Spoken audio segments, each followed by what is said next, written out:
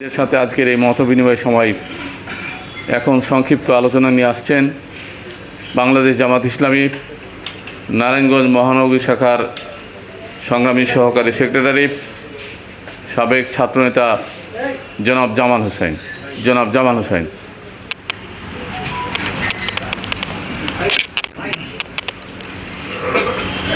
আউযু বিল্লাহি মিনাশ শাইতানির রাজিম। বিসমিল্লাহির রহমানির রহিম।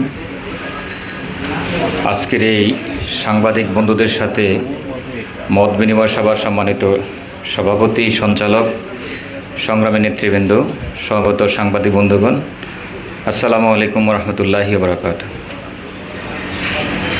আমাদের সম্মানিত মহানগরী আমির আজকের আমাদের এই মত বিনিময় সভায় বিস্তারিত কথা বলবেন। আমাদের কেন্দ্রীয় নেতা মাওলানা মঈনুদ্দিন আহমেদ আপনাদের সাথে কথা বলবেন।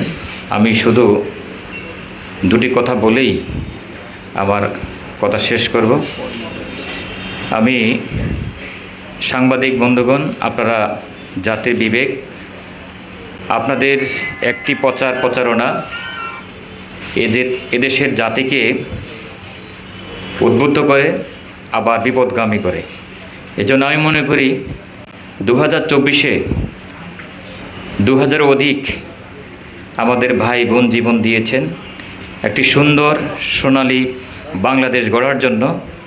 সেই কথা বিবেচনা করে আগামী নির্বাচন এই জাতিকে কাঙ্ক্ষিত মানে পৌঁছার জন্য যেই দাবি উঠেছে পিআর পদ্ধতি, আশা করি আপনাদের বিচার বিবেচনার জায়গা থেকে জাতির কল্যাণের জন্য, জনগণের আকাঙ্ক্ষা প্রস্ফুটিত করার জন্য, প্রতিফলন করার জন্য আপনারা এই দাবির পক্ষে আপনাদের সমর্থন এবং গণমত তৈরি করার জন্য আপনাদের মাধ্যমগুলো আপনারা কাজে লাগাবেন, আমি প্রত্যাশা করছি।